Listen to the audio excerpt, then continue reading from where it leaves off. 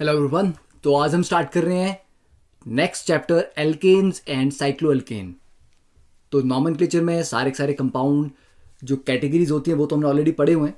ठीक है, अब एल्केन अपने आप में एक बहुत छोटा सा टॉपिक है। इसमें जो रिएक्शन भी आएंगे, मेजॉरिटी ऑफ रिएक्शन आपको याद करने पड़ेंगे क्योंकि एल्केन की जो प्रेपरेशन है, ठीक है, या इसके जो रिएक्शंस हैं वो आगे के टॉपिक से काफ़ी रिलेटेड हैं। तो उसमें 12th में जो आपने चैप्टर पढ़ने हैं उनके कंपाउंड भी यूज हुए हैं। तो अभी स्टार्टिंग वाले पार्ट में आपको मेमोरी बेस्ड रिएक्शन ज़्यादा मिलेंगे। जैसे जैसे आप नंबर ऑफ चैप्टर्स कवर करते जाओगे वो रिएक्शन की डिटेल, मैकेनिज्म, रीजनिंग आपको समझ आती रहेगी। ठीक है, और सेकेंडली एल्केन का जो वेटेज है, वेटेज भी बहुत ज़्यादा नहीं। इसका एक पर्टिकुलर रिएक्शन है जो फ्री रेडिकल वाले रिएक्शन होते हैं उनकी, क्योंकि काफ़ी डिटेल इसमें डिस्क्रिप्शन है, स्टेप बाय स्टेप प्रोसीजर है, तो जो मैकेनिज्म बेस्ड क्वेश्चन है वो उस पार्ट से ज़्यादा आया हुआ है आज तक। तो स्टार्ट करते हैं। तो जब एल्केन की बात करें तो प्राइमरी सोर्स या हमारी डे टू डे लाइफ में एल्केन्स का काफ़ी ज़्यादा यूजेज है। जो सबसे पहले आपको डायरेक्टली इस डायग्राम को देख के, इस पिक्चर को देख के पता लग रहा होगा कि ये पेट्रोलियम इंडस्ट्री, एक रिफाइनरी की इमेज है। तो रिफाइनरी में क्रूड ऑयल को हम डिफरेंट डिफरेंट प्रोडक्ट्स में सेपरेट करते हैं।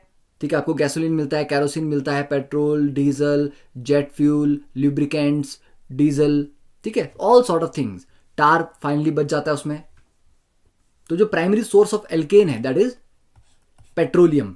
तो पेट्रोलियम क्या, it is a complex mixture of organic compound, जिसमें से ज्यादातर जो कंपाउंड है वो एल्केन्स होते हैं और एरोमेटिक कंपाउंड होते हैं।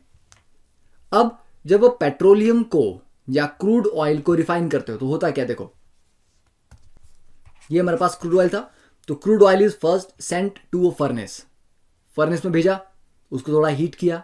ठीक है, तो हीट किया उसको 750 डिग्री फ़ारेनहीट तक। उसके बाद ये रिफाइनरी टावर है, इसमें डिफरेंट डिफरेंट टेम्परेचर रेंजेस पे ये इसके कंपोनेंट सेपरेट होते रहेंगे।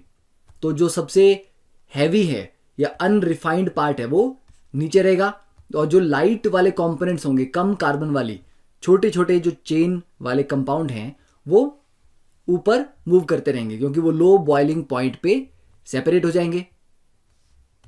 ठीक है, तो डिफरेंट डिफरेंट टेम्परेचर की रेंजेस में हमें डिफरेंट डिफरेंट प्रोडक्ट मिलते हैं। तो this is the petroleum refinery. और लास्ट में जो आपके पास बच जाता है, रिफाइन रिफ्यून सब कुछ निकालने के बाद जो लास्ट का बच गया दैट इज कॉल्ड एसफाल्ट या रोड टार, जिससे सड़कें बनती हैं, जो काला काला सा रहता है ना, स्टिकी सा, दैट इज कॉल्ड रोड टार।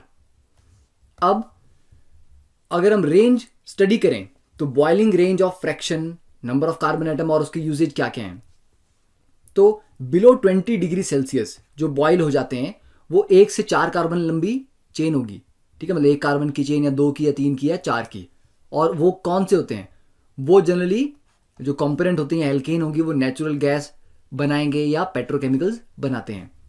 20 से 60 डिग्री सेल्सियस में जो कंपोनेंट निकलते हैं वो 5 से 6 कार्बन की चेन जितनी लेंथ होती है, जिसमें पेट्रोलियम, ईथर और सॉल्वेंट्स आते हैं।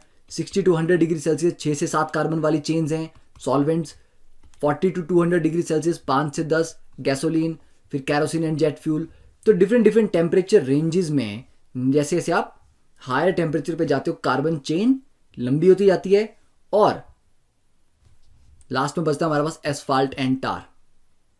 ठीक है, तो स्टार्टिंग स्मॉलेस्ट चेन गैसेस होगी और जितनी चेन लंबी होती जाएगी उतना वो लिक्विड और फाइनली सॉलिड में कन्वर्ट हो जाएगी।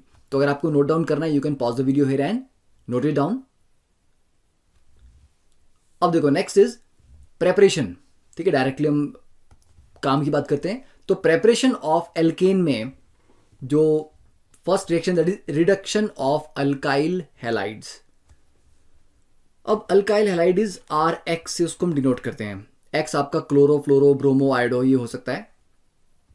तो इसकी जब आपने रिडक्शन की, रिडक्शन का मतलब होता है इंट्रोडक्शन ऑफ या एडिशन ऑफ हाइड्रोजन या removal of an electronegative atom. Halogen एक इलेक्ट्रोनेगेटिव एटम है, इसको निकाल के इसकी जगह आप हाइड्रोजन लगा दें, दैट इज कॉल्ड रिडक्शन। अब रिडक्शन के लिए डिफरेंट डिफरेंट रिड्यूसिंग एजेंट्स हम यूज करते हैं, जैसे कि जिंक प्लस एसिटिक एसिड या zinc plus dilute HCl, zinc plus NaOH, zinc copper plus ethanol, lithium aluminium hydride plus ether, red phosphorus plus HI, NaBH4 that is sodium borohydride plus ethanol, magnesium plus ether followed by hydrolysis या triphenyl tin hydride, ठीक है, TPH। ये सारे reagents हैं, इनमें से कोई भी एक आप यूज कर सकते हो। हाँ, कुछ केसेस में होता है कि कुछ उनकी लिमिटेशंस हैं, ठीक है ना। अब देखो लिमिटेशंस में क्या क्या है, जैसे कि आपके पास RX है, ये आपका 1 डिग्री भी हो सकता है, 2 डिग्री भी हो सकता है और 3 डिग्री भी हो सकता है। तो TPH इन तीनों को रिड्यूस कर देगा RH में। पर अगर हम इसकी जगह NaBH4 यूज करते हैं तो NaBH4 सिर्फ 2 डिग्री और एंड 3 डिग्री को ही यहां पर रिड्यूस कर पाएगा, ठीक है। मतलब 1 डिग्री को NaBH4 रिड्यूस नहीं कर पाता, तो ये इसका RH बन गया। और जब हम लिथियम एल्यूमिनियम हाइड्राइड लेते हैं LiAlH4, तो ये 1 डिग्री एंड 2 डिग्री को करता है RH में। अगर 3 डिग्री होगा तो वो उसको रिड्यूस नहीं करता, वो उसकी क्या करता है, डीहाइड्रोहेलोजिनेशन, मतलब वहां पर डबल बॉन्ड आ जाता है, तो वहां एल्कीन बन जाती है। तो ये थोड़ी इंपॉर्टेंट पॉइंट है कि लिथियम एल्यूमिनियम हाइड्राइड सिर्फ 1 डिग्री और 2 डिग्री को रिड्यूस कर रहा है, 3 डिग्री को नहीं। और NaBH4 2 और 3 को कर रहा है, और TPH ट्राइफिनाइल टिन हाइड्राइड तीनों को रिड्यूस कर दे रहा है। तो ये इसके एग्जाम्पल हो गए। अब RX का क्या एग्जाम्पल ले सकते हो, सबसे कॉमन या जो आपने पढ़ा हो, दैट इज जैसे मान लो ये ले लिया हमने ब्रोमो, ठीक है। अब ये कितने डिग्री है, ये वाला कार्बन 2 डिग्री है, तो जिस कार्बन से ब्रोमीन अटैच्ड है वो कार्बन 2 डिग्री है, तो it is a 2 degree halide. तो 2 डिग्री हैलाइड को आप ले लो जिंक प्लस एसिटिक एसिड ले लो, तब भी ये इसमें कन्वर्ट हो जाएगा, यहां H लग जाएगा। अब 2 डिग्री है तो इसकी जगह आप LaH भी यूज कर सकते हो, इसकी जगह आप NaBH4 भी ले सकते हो, ठीक है, या आप रेड फॉस्फोरस प्लस HI भी यूज कर सकते हो। तो ये डिफरेंट डिफरेंट कॉम्बिनेशन हैं, बस आपको ये याद रखना है। तो I think first reaction is clear, you can pause the video and note it down.